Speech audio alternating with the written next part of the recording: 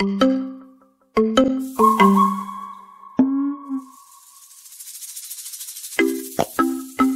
yeah, T-Mec. Oh yeah. Si tu ne connais pas encore T-Mec, oh yeah, T-Mec. C'est un petit gars comme un coco sec. Le cours des aventures n'est jamais assez. Et les pépins, y en aura toujours plein. La pastèque.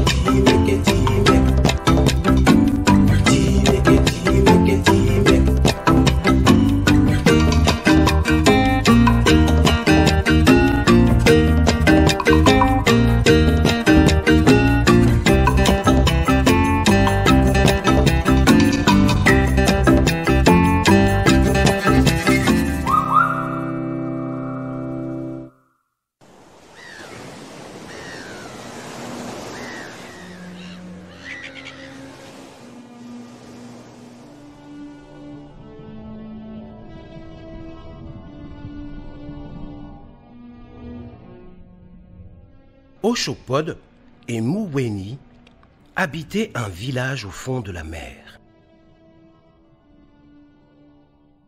Ils étaient entourés de nombreux autres clans.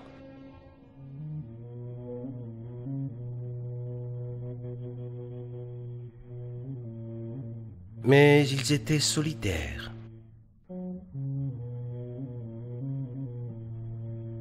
Et pour assister au conseil des anciens, il fallait être marié. C'était ainsi pour tous les clans.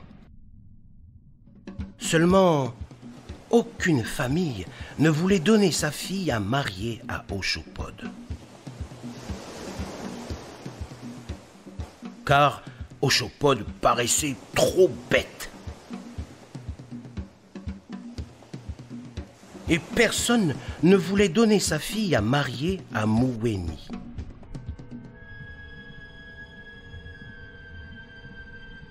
Car Muweni faisait trop peur.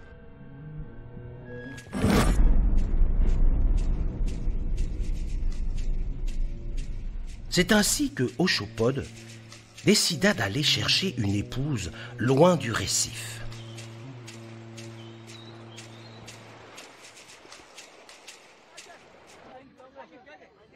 Ce jour-là, les adultes du village se préparaient pour le mariage qui se tiendrait au pays des sources.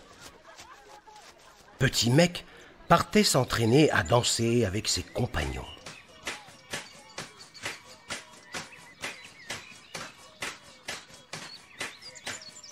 Les petites filles dansaient sous le regard des grandes sœurs.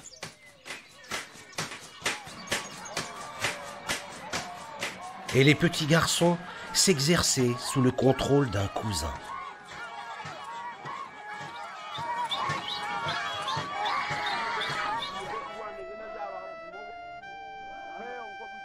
À la fin de la matinée, tous les enfants furent regroupés pour un repos bien mérité.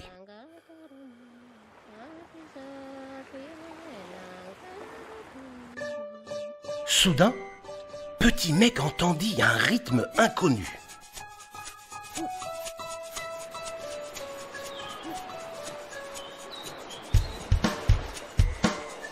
La cadence venait du côté de l'embouchure de la rivière. C'était un étrange personnage qui dansait. Petit Mec n'avait jamais vu quelqu'un remuer ses jambes avec tant d'agilité. C'était un poulpe très élégant, avec des fleurs sur la tête. « Qui es-tu » s'informa Oshopod. Petit Mec lui expliqua qu'il avait un papa, une maman et un grand-père qui étaient pleins de sagesse. Oshopod demanda alors si Petit Mec connaissait une fille en âge de se marier. Le petit garçon répondit qu'au village de la source, il devait y en avoir des filles à marier, puisque le fils du chef allait bientôt épouser une fille de ce clan. « Alors conduis-moi à ce village !» supplia Oshopod.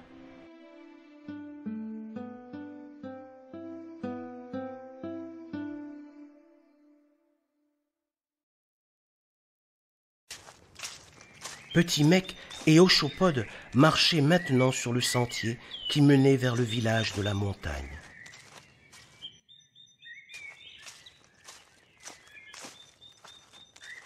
Petit Mec s'arrêta pour ramasser des petits cailloux. « Mais que fais-tu » s'alarma Oshopod. « Ce sont des cailloux que nous placerons au passage du Bagnan pour respecter les anciens, dit Petit Mec. Oshopod récolta alors des cailloux car il voulait faire les choses dans les règles.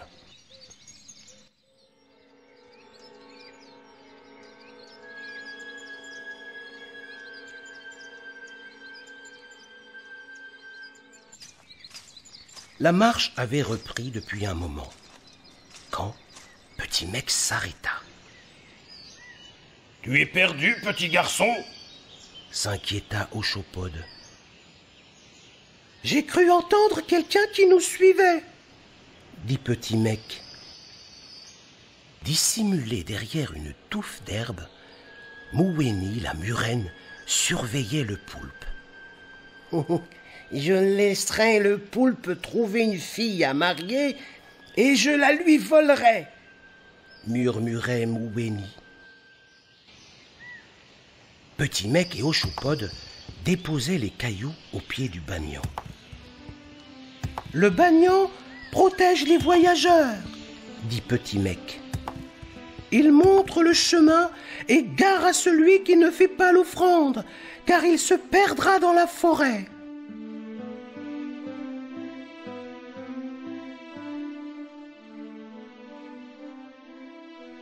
Tout en haut de la montagne, on apercevait le village des sources.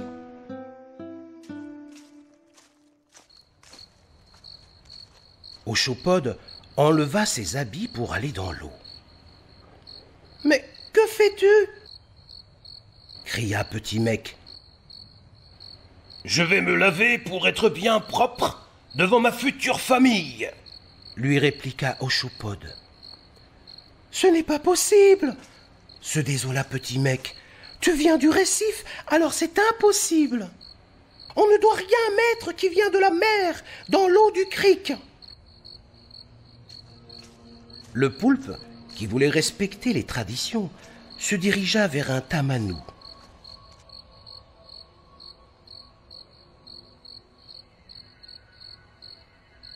Et Oshopod s'enduisit le corps d'huile de tamanou pour être le plus beau des gendres. Mouweni observait la scène de loin. « Je vais faire de même, comme cela, je passerai inaperçu. »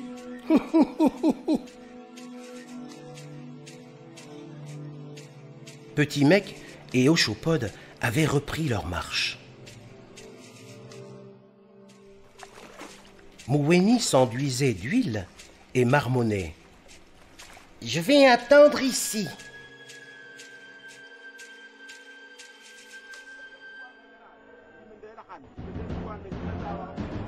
Au village, on eut pitié du pauvre Oshopod qui ne trouvait pas d'épouse.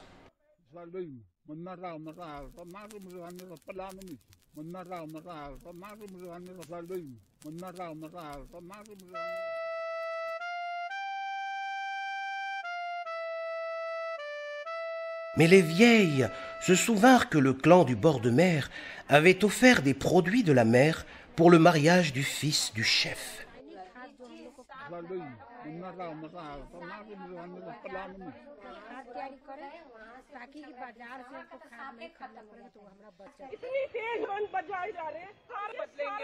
Ainsi que les femmes du clan proposèrent à Oshopod une compagne.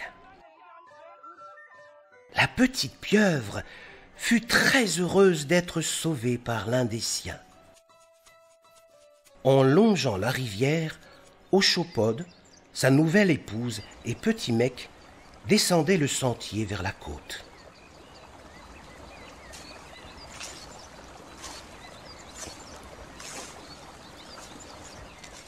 Soudain, Mouweni tomba sur Oshopod. Mais à cause de l'huile qui recouvrait leur corps, Mouweni glissa et il tomba dans le cric. Tout le clan fut alarmé par les cris de la lutte. Les guerriers arrivaient en courant. Quand les hommes rejoignirent Petit Mec et ses compagnons, ils n'en crurent pas leurs yeux. L'eau de la rivière ne coulait plus.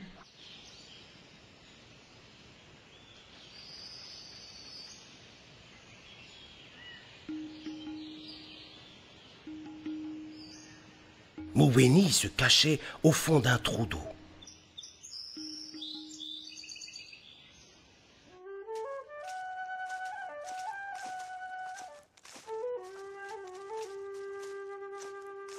Arrivés au bord de mer, Petit Mec et les deux poulpes se séparèrent avec beaucoup d'effusion et de salutations. Mais là-haut, dans la montagne, Mouweni ne pouvait plus retrouver son chemin.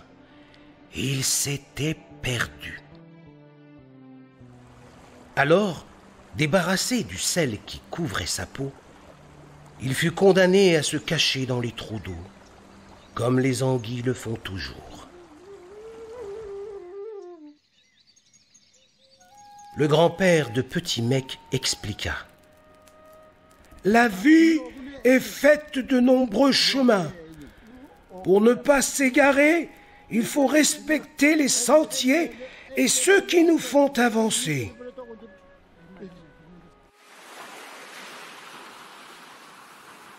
C'est ainsi que Petit Mec avait compris qu'il existe des règles pour vivre ensemble. Il vaut mieux ne pas créer le désordre plutôt que passer sa vie à essayer de le réparer, lui avait dit son grand-père. Oh yeah, Petit Mec. Oh yeah. Si tu ne connais pas encore Petit Mec, oh yeah, Petit Mec. C'est un petit gars comme un coco sec. Le cours des aventures n'est jamais assez. Et des pépins, il y en aura toujours plein. La pastèque.